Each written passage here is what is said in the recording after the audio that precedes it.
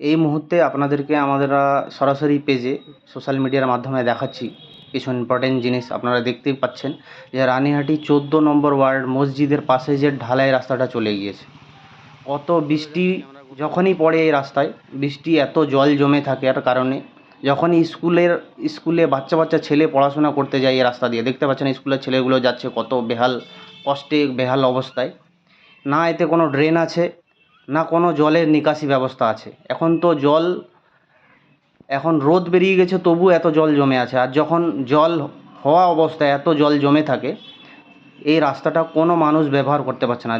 দেখতেই পাচ্ছেন আপনারা, যখন এই মানুষগুলো যাচ্ছে রাস্তা কোনো ব্যবহার না করে সাইডের রাস্তা দিয়ে যাচ্ছে, রাস্তার পাড় দিয়ে যাচ্ছে, দেখতেই পাচ্ছেন আপনারা।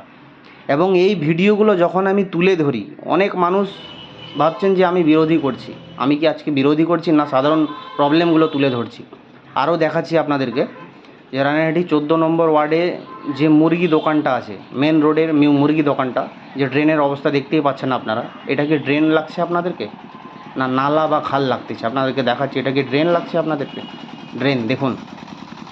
আরও আপনাদেরকে দেখাচ্ছি, এইটা যে মসজিদের পাশে ড্রেন অবস্থা দেখুন, আপনাদেরকে দেখাচ্ছি আমরা মসজিদের পাশে ড্রেন, যেখানে চা দোকানটা।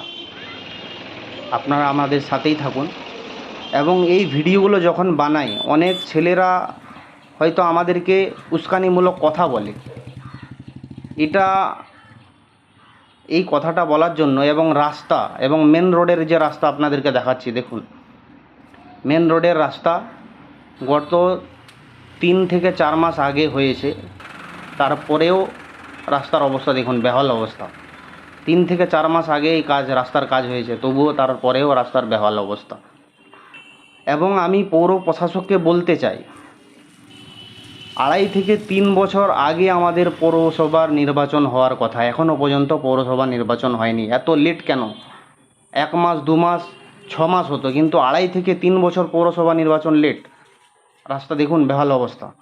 এবং আমাদের বাড়ির সামনের রাস্তাটা, আমার বাড়ির সামনেই রাস্তাগুলো দেখাচ্ছি, আমরা এই রাস্তা থেকে যখন যাই দেখুন কত কাদা। এই রাস্তার জন্য অনেকবার বলা